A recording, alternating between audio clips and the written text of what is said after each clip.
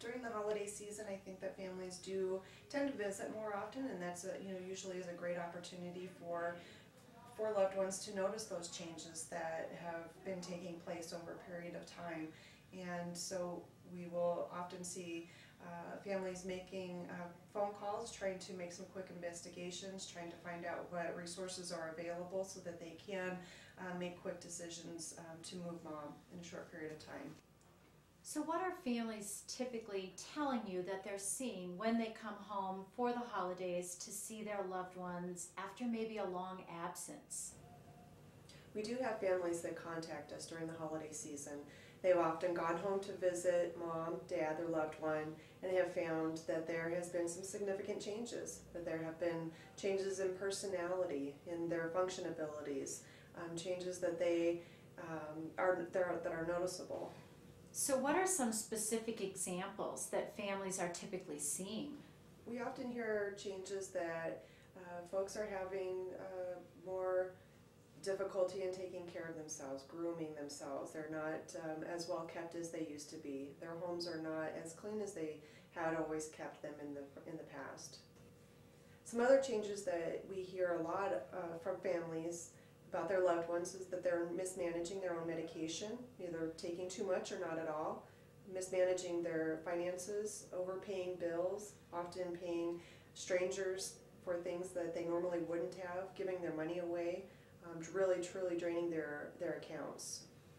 Beautiful. How can Juniper communities make that transition to assisted living or memory care as smooth as possible? We do help families to work through the paperwork process, making it as seamless as possible, working with physicians and gathering as much information as we can to really provide a good medical oversight.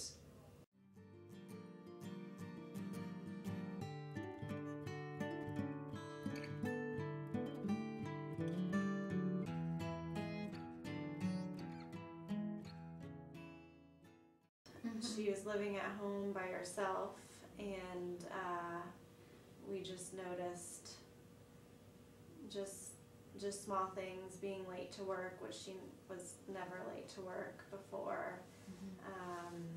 Getting lost. She lived in a small town, so that was not something that would normally happen. How did you approach the move? When safety became an issue, that was what really did it for us. She would leave the she had a gas stove, and one time she left that on. Or she lived up in the mountains, and if she were to get lost and it was really cold, that was an issue. So when things kept progressing, we decided that our next step was to bring in a caregiver, an in-home caregiver. Okay. So we did that for anywhere from 4 to 6 hours a day, and that was our next step, to have somebody in the house with her, watching out for her. And how did that work for her? It was hard at first. I mean, she didn't really want somebody else in the house with her. It was her house, and she wasn't used to having somebody in there or somebody telling her what to do.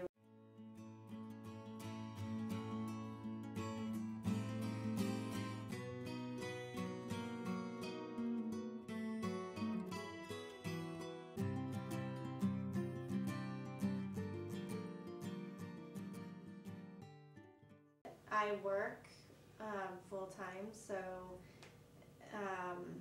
I could handle the nights and the mornings, but I needed to know that she was in a safe place during the day. So what has your experience been since moving your mom to Juniper Village? It was hardest on me, I think, to move her in here. I'm not sure if she completely...